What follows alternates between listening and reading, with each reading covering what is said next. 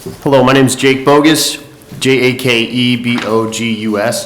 I'm an 8th grade U.S. history teacher for Lincoln Public Schools, and I'm speaking in support of LB411 on behalf of the Nebraska State Education Association.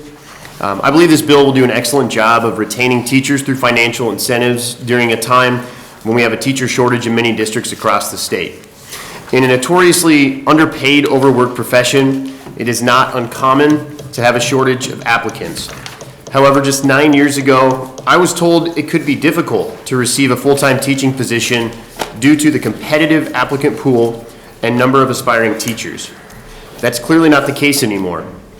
I have participated in the interview process to help with the hiring of teachers several times.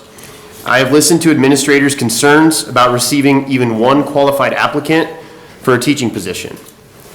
The field has gained a reputation as one that is not just underpaid, but one that also actively causes severe stress and burnout.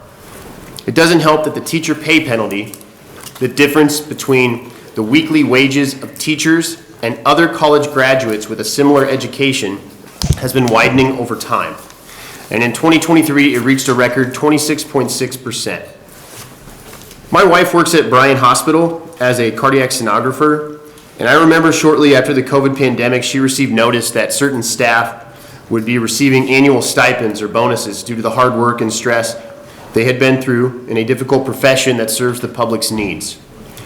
We as a family were happy that a place would think to financially reward a career field that is necessary and one that serves the public's best interest.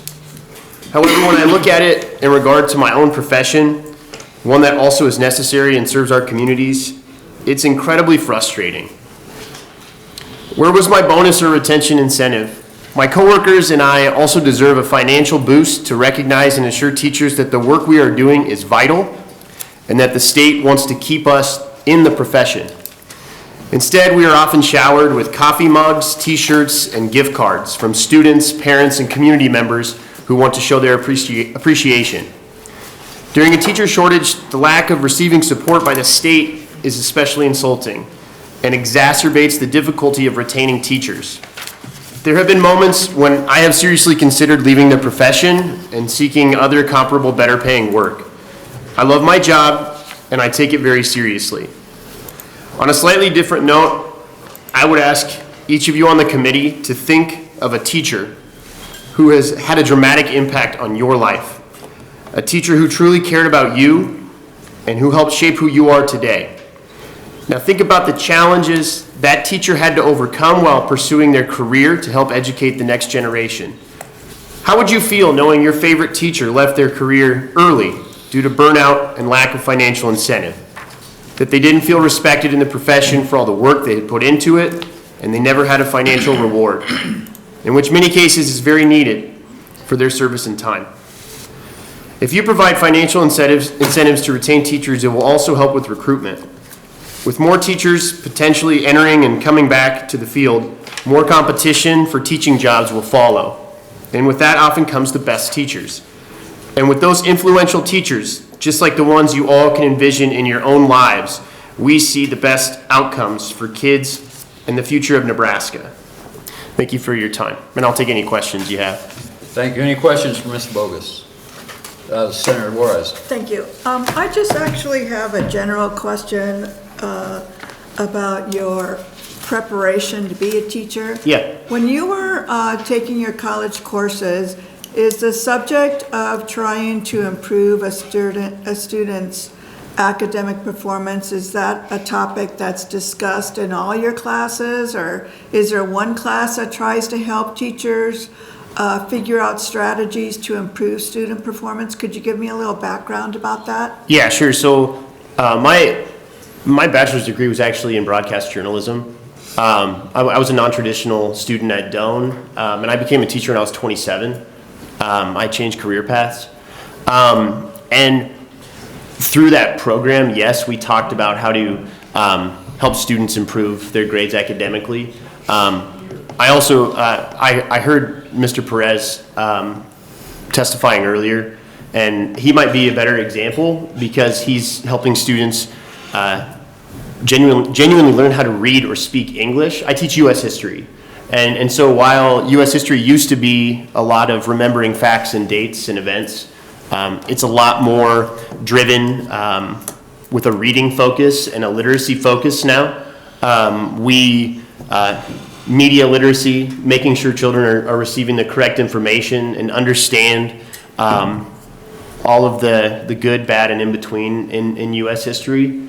And so as far as improving academics for at the state level, social studies at this time doesn't have state standardized testing. So I apologize, I can't answer that question a little bit better for you. Thank you. It just came to me. I was just curious to ask you. Thank you. I was curious, Chairman, if I could, I heard Senator Meyer say something earlier, and I was just wondering if I could answer one of your questions. You said your wife is a retired Senator teacher. Meyer, would you like to ask? Actually, we can't ask Senator's question. I was going to address if one he of wants his. to ask a question. If you would like to address the question I previously asked, my wife has already visited with me about some of my comments.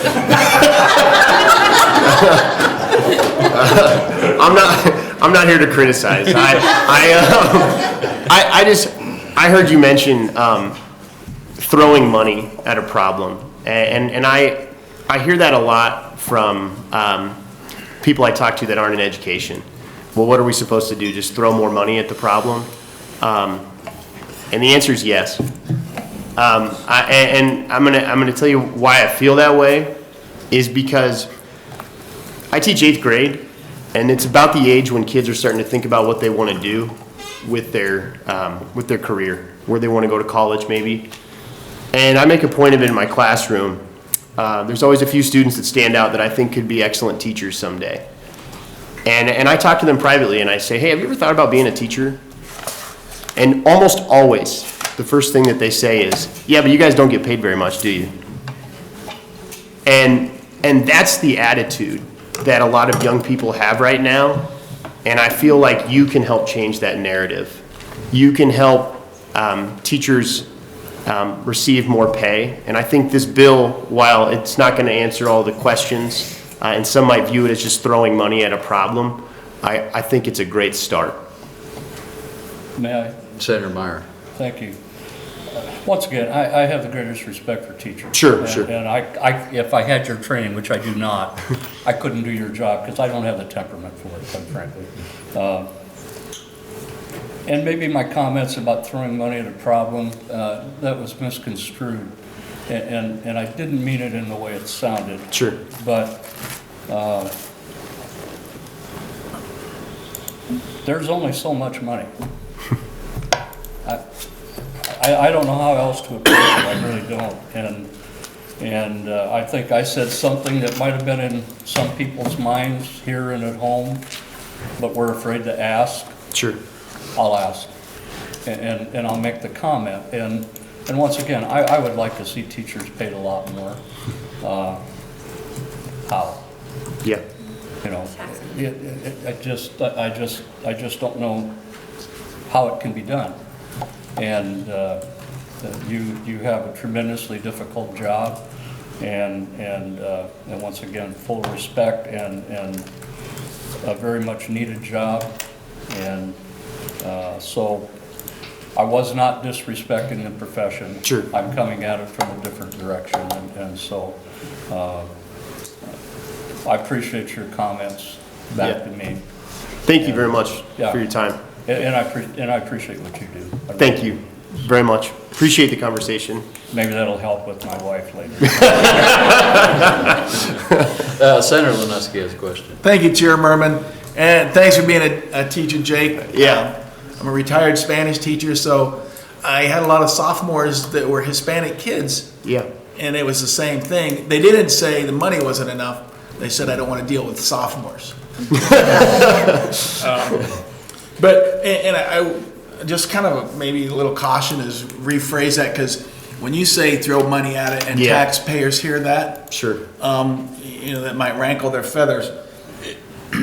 I think word of mouth and just being a good positive teacher will go a long ways to helping some of those kids, and hopefully we can turn the corner where that we're not searching for teachers so much. Yeah, I guess I don't have a question in there, just No, that's a fine. word of advice, but thanks for what you're doing. Thank you. I appreciate it. Thank you. Any other questions? If not, thanks for your testimony again. Thank you. Other proponents?